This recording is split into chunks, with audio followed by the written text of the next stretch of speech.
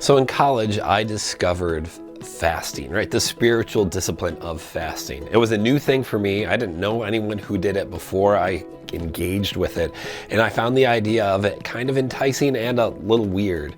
And so I started going through this regular patterns where I wouldn't eat. And I would fast on a regular basis. And at one stage I actually did 3 days without food, which was good on one hand, but not ideal on another, because I saw my parents at some stage and it was during a mealtime and it's hard to explain to your mom why you aren't eating food. Anyway, I don't know what it did for me, but it stirred up a lot of stuff for me. And the whole time I did this, I was often debating and exploring why people did this and why I was doing it. And I was doing it because it was helping something in me blossom and grow, but then there was all these other different theories, right, and ideas.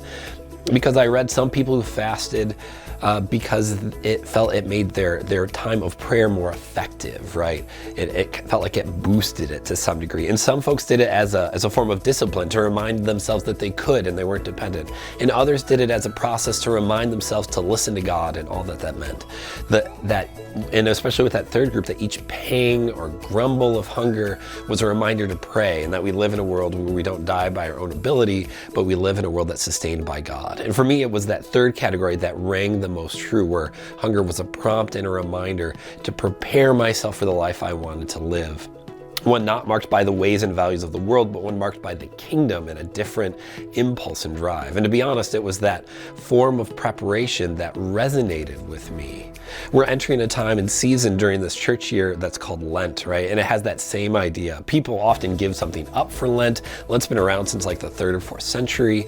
And it's been a long established tradition, but it often creates some tension for us, because if Lent is just about denial, I think that misses the point, right?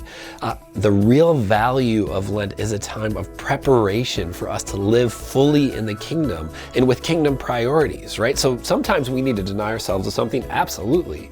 But sometimes we need to start something new, or we need to prepare or think or long for something, right? The goal of Lent isn't denial, but it's preparation. Preparation for life in the kingdom, preparation where we are expansive and generous, preparation for being light in the darkness and good news in a desperate age. As Lent begins, this 40-day period that parallels Jesus's 40 days in the desert, we want to invite you to join with us as a time when we prepare. We prepare ourselves as individuals. We prepare ourselves as a body and a people to be the kingdom, right? And that's what we do as we begin this long and slow march towards Easter. It's a time of a reminder and a preparation for the people God is calling you and I to be. So as we begin this process, we want to invite you to come and worship and celebrate, sing songs, hear the stories, and engage on a personal level of preparing yourself and preparing the way for God to do something new and impactful in you and in the people around you, in the community in which we all live and work. Grace and peace, friends. Have a good week.